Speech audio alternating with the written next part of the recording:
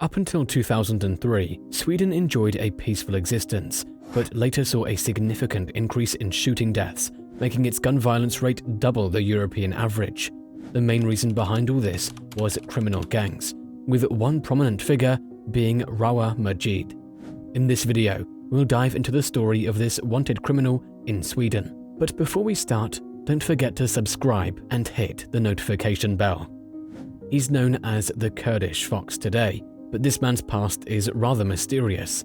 Majid's roots trace back to Iraqi Kurdistan, yet his life began on Iranian soil as his family fled war-torn Iraq and were on their way to Sweden during the Iran-Iraq conflict. He was just a month old in 1986 when they settled in the quiet city of Uppsala, Sweden. Initially somewhat of a model citizen, Rawa Majid took a dark turn down the criminal path at a mere 19 years of age. He found himself involved in a web of offences, including burglary and the illegal trade of cigarettes. It was from this point that he descended deeper into the world of drug trade. However, the law caught up with him again in 2010, leading to an 8-year, 6-month sentence. This time, his involvement extended to drug trafficking, including charges of smuggling cocaine from the Netherlands. After serving some years in jail, he was allowed to be outside in 2015 on parole, but it appears that he hadn't left his ways and decided to buy an ice cream shop to cover up for his side job, money laundering. But the law once again caught up to his ways, and he found himself imprisoned again and was only released in 2018, once again on parole, despite having 1 year of his sentence left.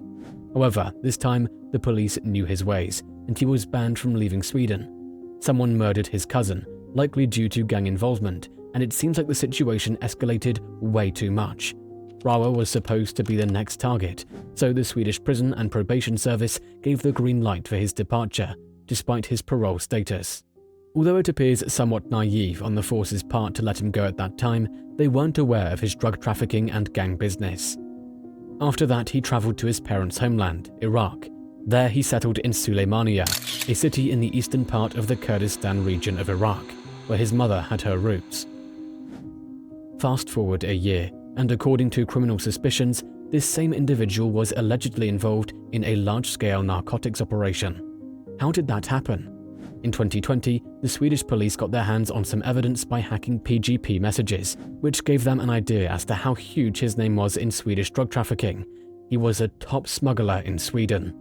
The criminals in the underworld referred to him as Kurdish Fox. Although Rawa wasn't just a random name, he was the one leading the Foxtrot gang, which imported and distributed large shipments of drugs in Sweden, often resorting to excessive violence on the way, like shooting opposite gang leaders and whatnot. It was Majid who was the ultimate boss man. He oversaw the gang's operations, including drug transportation, foot soldiers, and stash house security.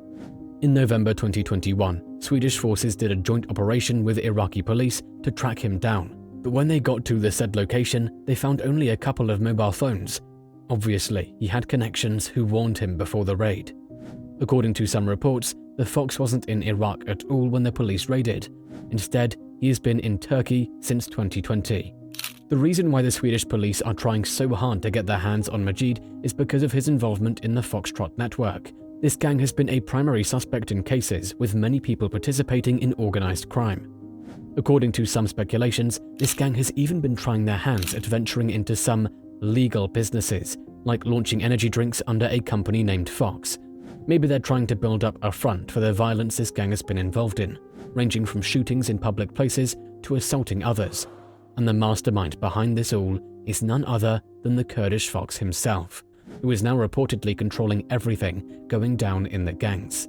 Although the police couldn't arrest Rawa, one of the closest members of his gang was arrested by them, and he was convicted in April 2022 on charges of severe narcotics offences. His fate was sealed with a sentence of 9 years and 6 months behind bars. In March 2022, a feud flared on the dark and violent streets of Sweden, where the primary catalyst was none other than warring gangs. Rawa Majid's Foxtrot gang clashed head-on with their rivals, the Bandidos. The reason for this feud is speculated to be traced back to when Swedish police seized not one, but 2 sizable drug shipments, setting the stage for a deadly confrontation. There were several attacks from both gangs, Near the Bandidos clubhouse, an innocent barber fell victim to the crossfire. He was not the intended target, but a tragic case of mistaken identity. The actual mark was a member of the Bandidos gang behind the wheel of a white Mercedes. The barber, an unsuspecting bystander, unfortunately lost his life. But this was not an isolated incident. Rawa Majid issued orders for further counterattacks against the Bandidos. This resulted in another violent confrontation in a seemingly ordinary gym, where a 16-year-old perpetrator rushed into the gym and opened fire on yet another innocent man. It was the result of this gun violence that last year around 62 people were shot dead. Not only that, but most of the dealers involved in this drug trade are teenagers, and their violence isn't limited to just one city or country. Due to feuds, much violence has occurred on the streets, endangering civilians' lives. While all of this was happening, Rawa himself was in Turkey to escape from the prying eyes of justice. In April 2022, his location was finally exposed. It all began with a gardener named Ali Eren stumbling upon a nondescript pouch filled with cold, hard cash. Ali, driven by a sense of duty, promptly tipped off the local authorities. Yes, the Turkish government rewarded this innocent man, but let's circle back to the drug lord. Under the alias of Miran Ottoman, Rawa stepped into the police station to investigate the lost pouch, but he was instantly identified as an internationally wanted fugitive with an Interpol red notice. Turkish police later raided his villa, discovering unlicensed weapons and luxury items. All the while, he stood in disbelief, realizing that the high-quality counterfeit passport he had so confidently wielded was no match for the new technology of the law.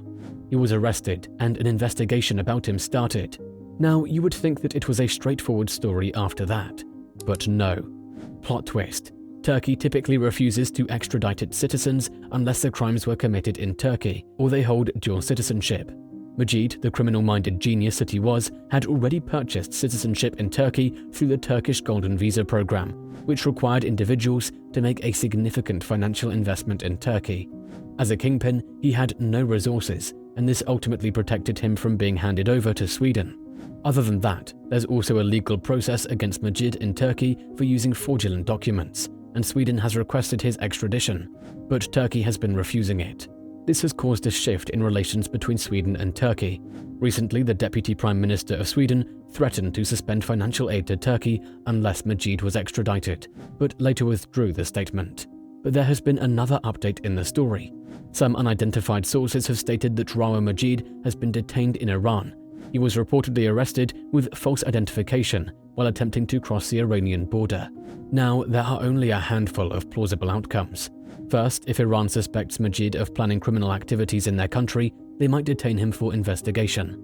The second possibility is that Iran views him as an illegal entrant attempting to escape from something, which could lead to his deportation, likely back to Turkey, considering his Turkish citizenship.